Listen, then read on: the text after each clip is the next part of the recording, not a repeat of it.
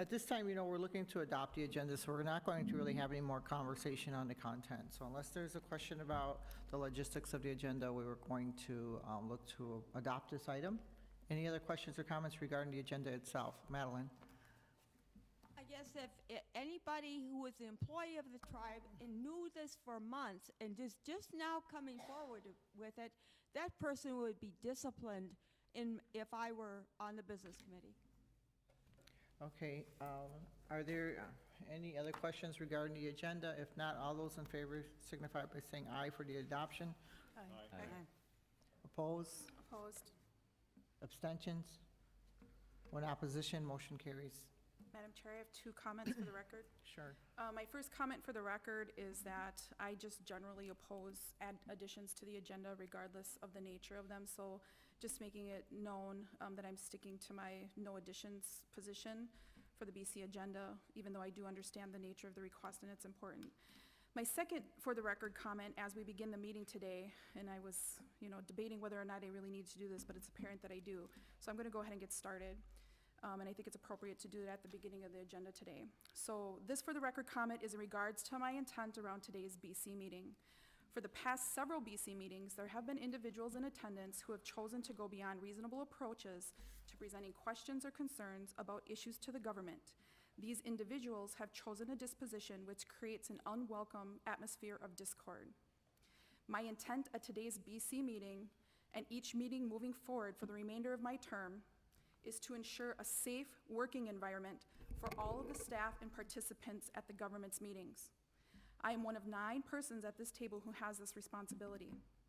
Therefore, I'm making it known up front today and for the remainder of the term that I'm not going to tolerate any further deliberate acts which purposefully undermine the good mind principles which are located here, if anybody doesn't know what they are, and the established principles that the business committee has in order to how we conduct ourselves. And if you don't know what those are posted here publicly on the left on the wall. So that's my further record comment, and I'm making it known up front that from this point forward, that's the position that I'm taking. Thank you, so noted. May I respond? She went on for the record. I'd like to put for the record also. Yes, Madeline? Okay, for the record, General Tribal Council members, this money belongs to us. And if we ask questions about how it's going to be used, or if we express our feelings about how it's going to be used, that is our right. That is our right. And it's also our employees' right and our right to do that in a responsible way and a respectful way. So thank you very much for your comments. Nancy? I'd like to comment on your comments about what goes on here. And I've had the opportunity to sit amongst it. And my view on it is, why isn't there a security guard here? When the conduct gets out of control, a security guard can escort people out of here. And it has happened. We've had, up into a physical confrontation in the back. And it works both ways. There are administrative staff in here. I have to explain to you that this is really hard for me to come up here and talk. And normally I wouldn't, but there's been several issues where I've had to come up here and talk. And so when I do, the jeering that comes from your staff, you need to address that. Not only the General Tribal Council and the people in this community, your staff have disrespected elders and people who have stood up at this microphone. And so each of you, whoever is responsible for that, and each of you haven't been here to witness all of that, need to address your administrative staff, if you have them, and I know Jenny doesn't. Nancy, so the others. put it on the record. Oh, I guess, and for the record. Okay, thank you. Frank? For the record, and I hope this goes in the record because I want everybody to know about this. When you were elected by the people, right here, and you swore an oath that you'll carry out their wishes.